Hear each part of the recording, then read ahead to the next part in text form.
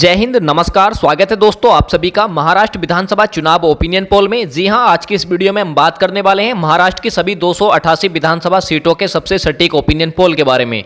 जैसा कि आप सब जानते हैं, इसी साल अक्टूबर महीने में 4 राज्यों में विधानसभा के चुनाव होने हैं, जिसमें से आज की इस वीडियो में हम महाराष्ट्र की सभी 288 विधानसभा सीटों का ओपिनियन पोल जानने वाले हैं।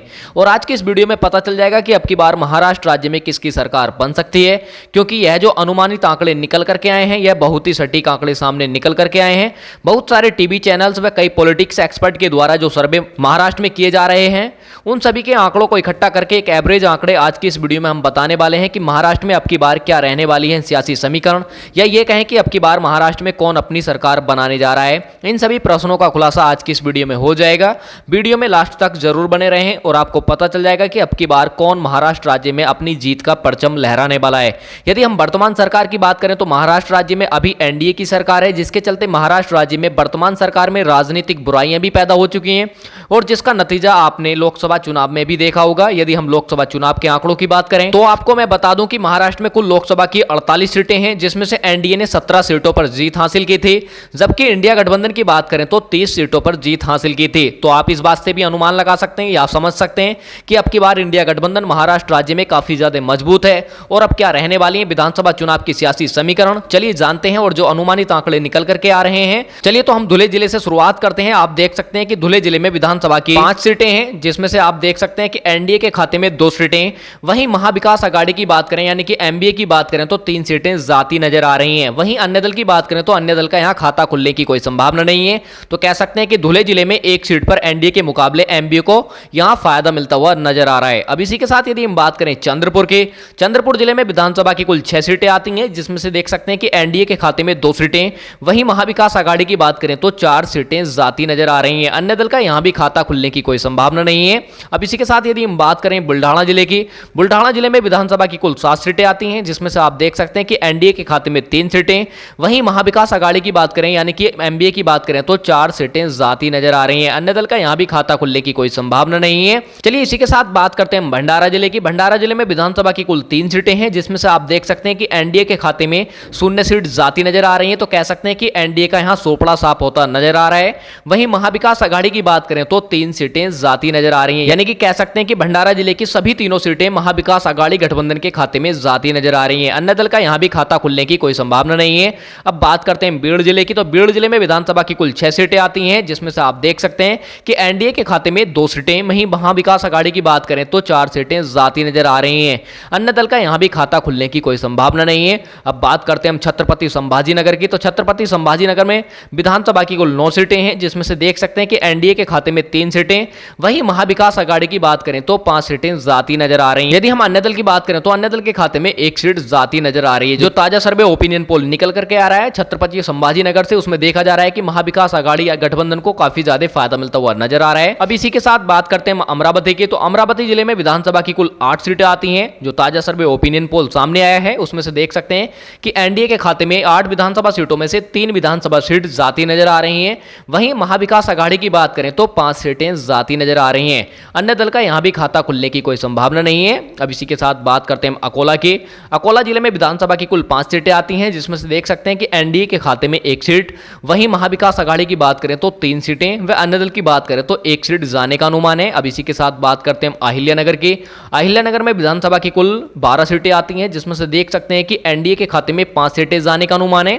वहीं महाविकास आघाड़ी की बात करें तो 7 सीटें जाने का अनुमान है। अन्य दल का खाता खुलने की यहां कोई संभावना नहीं है। चलिए इसी के साथ बात करते हैं ठाणे जिले की, तो ठाणे जिले में विधानसभा की कुल 18 सीटें आती हैं। जो ताजा सर्वे ओपिनियन पोल निकल करके आया है उसमें देखा जा रहा है कि एनडीए के खाते में 6 सीट जाने का अनुमान है। वहीं महाविकास आघाड़ी की बात करें तो 9 सीटें, व अन्य दल की बात करें तो 3 सीट जाने का अनुमान है। तो कह सकते हैं कि महाविकास आघाड़ी ठाणे जिले में भी काफी ज्यादा मजबूत स्थिति में है और काफी ज्यादा फायदा भी मिलता हुआ नजर आ रहा है। अब इसी के साथ बात करते हैं वाशिम जिले की। वाशिम जिले में विधानसभा की कुल 3 सीटें आती हैं, जिसमें से जो ताजा सर्वे ओपिनियन पोल निकल करके आया है उसमें देख सकते हैं कि एनडीए के खाते में 2 सीटें जाने का अनुमान है। वहीं महाविकास आघाड़ी की बात करें तो 1 सीट जाने का अनुमान है। अन्य दल का यहां खाता खुलने की कोई संभावना नहीं है। है। अब बात करते हैं यवतमाल जिले की। यवतमाल जिले में विधानसभा की कुल 7 सीटें आती हैं, जिसमें से आप देख सकते हैं कि 7 विधानसभा सीटों में से एनडीए के खाते में 3 सीटें, वहीं महाविकास आघाड़ी की बात करें तो 4 सीटें जाती दिख रही हैं। वहीं अन्य दल की बात करें तो अन्य दल का यहां खाता खुलने की कोई संभावना नहीं है। अब बात करते हैं हम जलना की। तो जलना जिले में विधानसभा की कुल 5 सीटें आती हैं, जिसमें से आप देख सकते हैं कि 5 सीटों में से एनडीए के खाते में 2 सीटें, वहीं महाविकास आघाड़ी की बात करें तो 3 सीटें जाती दिख रही हैं। तो कह सकते हैं कि महाविकास आघाड़ी एनडीए के मुकाबले 1 सीट पर बढ़त बनाए हुए चल रहा है और अन्य दल का यहां खाता खुलने की कोई संभावना नहीं है। अब बात करते हैं हम कोल्हापुर की। तो कोल्हापुर में विधानसभा की कुल 10 सीटें आती हैं। जो ताजा सर्वे ओपिनियन पोल निकल करके आया है, आप देख सकते हैं जो आंकड़े निकल करके आ रहे हैं कि 10 सीटों में से एनडीए के खाते में 4 सीट जाने का अनुमान है। वहीं महाविकास आघाड़ी की बात करें तो 10 सीटों में से 6 सीटें जाने का अनुमान है। अन्य दल का यहां भी खाता खुलने की कोई संभावना नहीं है। तो महाविकास आघाड़ी को यहां काफी ज्यादा फायदा मिलता हुआ नजर आ रहा है। अब बात करते हैं हम सोलापुर के। सोलापुर जिले में विधानसभा की कुल 11 सीटें आती हैं, जिसमें से आप देख सकते हैं कि 11 विधानसभा सीटों में से एनडीए के खाते में 4 सीटें, वहीं महाविकास आघाड़ी की बात करें तो 6 सीटें, व अन्य दल की बात करें तो 1 सीट जाती नजर आ रही है। तो महाविकास आघाड़ी को यहां भी यानी कि सोलापुर में भी फायदा मिलता हुआ नजर आ रहा है। अब इसी के साथ यदि हम बात करें सिंधुदुर्ग की, तो सिंधुदुर्ग में विधानसभा की कुल 3 सीटें हैं, जिसमें से देखा जा रहा है जो ताजा सर्वे ओपिनियन पोल निकल करके आया है उसमें आप देख सकते हैं कि 3 विधानसभा सीटों में से एनडीए के खाते में 1 सीट, वहीं महाविकास आघाड़ी की बात करें अर्थात एमबीए की बात करें तो 2 सीटें जाती नजर आ रही हैं। अन्य दल का यहां भी खाता खुलने की कोई संभावना नहीं है।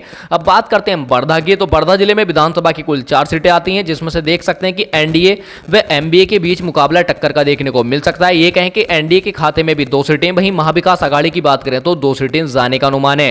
तो कह सकते हैं कि वर्धा जिले की 4 विधानसभा सीटों पर मुकाबला टक्कर का देखने को मिल सकता है। अन्य दल का यहां भी खाता खुलने की कोई संभावना नहीं है।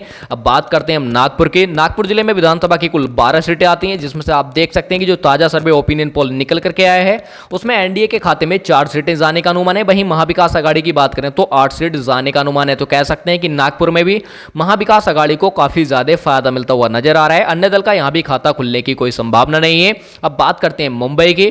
मुंबई क्षेत्र में विधानसभा की कुल 26 सीटें आती हैं, जिसमें से आप देख सकते हैं कि एनडीए के खाते में 10 सीटें, वहीं महाविकास आघाड़ी की बात करें तो 14 सीटें, व अन्य दल की बात करें तो 2 सीटें जाने का अनुमान है। तो कह सकते हैं कि मुंबई में भी महाविकास आघाड़ी को एनडीए के मुकाबले 4 सीटों पर बढ़त मिलती हुई नजर आ रही है। अब बात करते हैं मुंबई शहर की।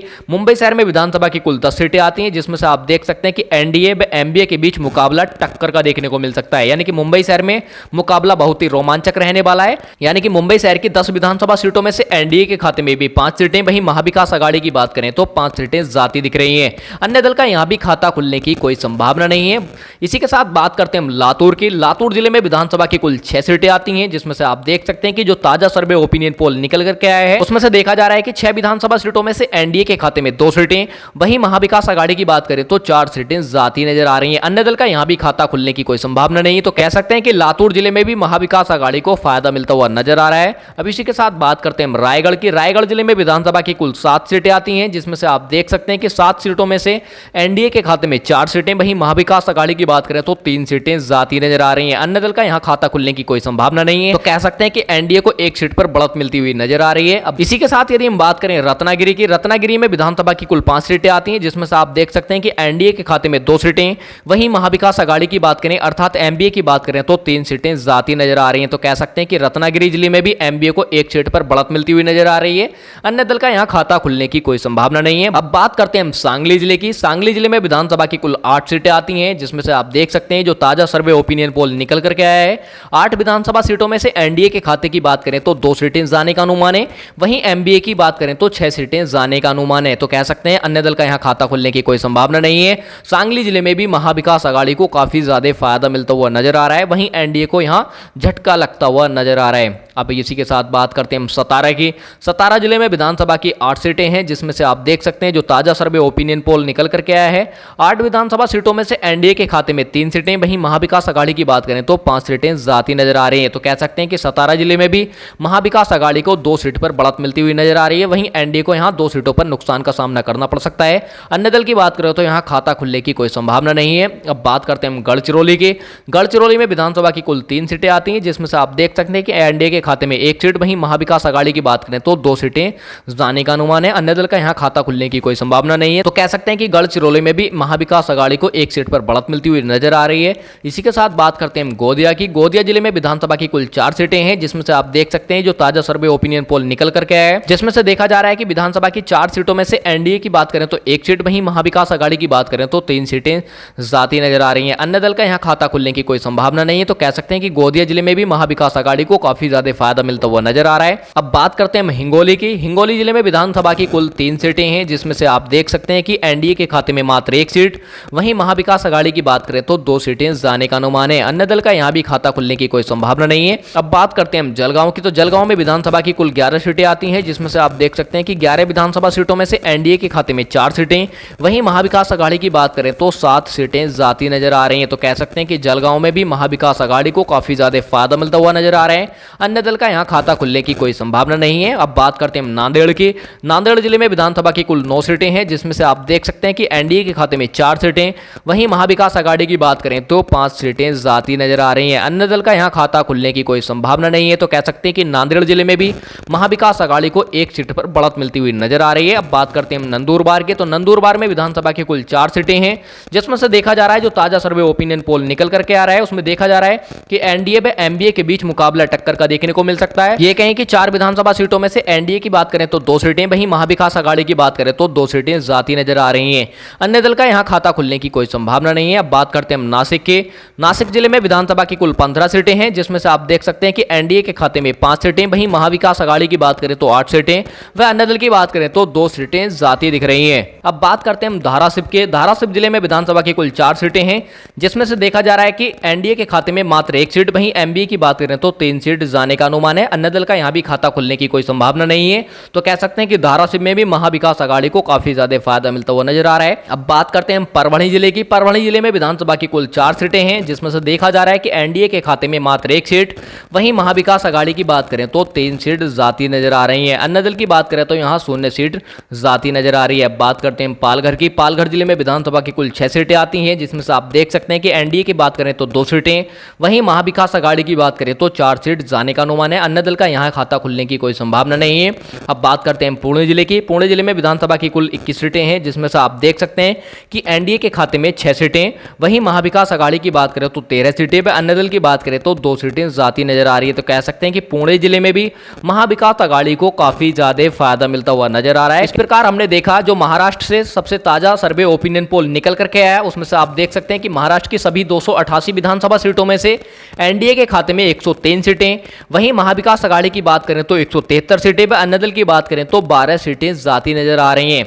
और महाराष्ट्र राज्य में किसी भी पार्टी या किसी भी गठबंधन को पूर्ण बहुमत की सरकार बनाने के लिए 145 सीटें जीतने की आवश्यकता होती है। जिस पार्टी के पास 145 या उससे अधिक सीटें होंगी, वही पार्टी महाराष्ट्र राज्य में अपनी जीत का परचम लहराएगी। तो आप देख सकते हैं कि महाविकास आघाड़ी के खाते में 145 सीटों के आंकड़े को पार करके 173 सीटें जाती नजर आ रही हैं। तो इस ओपिनियन पोल के आधार पर हम कह सकते हैं कि महाविकास आघाड़ी अपनी सरकार बनाने जा रहा है। और साथियों, आपको क्या लगता है कि अब की बार किसकी सरकार बनेगी, और आप किसकी सरकार बनते देखना चाहते हैं और किसकी आप सरकार बनाना चाहते हैं, कमेंट करके जरूर बताएं। क्योंकि जनता की राय लोकतंत्र को मजबूत बनाने के लिए महत्वपूर्ण होती है, इसलिए अपनी कीमती राय अवश्य दें। और वीडियो अच्छी लगी हो तो वीडियो को लाइक कर चैनल को सब्सक्राइब जरूर कर लें, क्योंकि हम देश विदेश की खबरों के साथ सभी राज्यों के ओपिनियन पोल व एग्जिट पोल को सबसे पहले दिखाते हैं और सटीक तरीके से दिखाते हैं।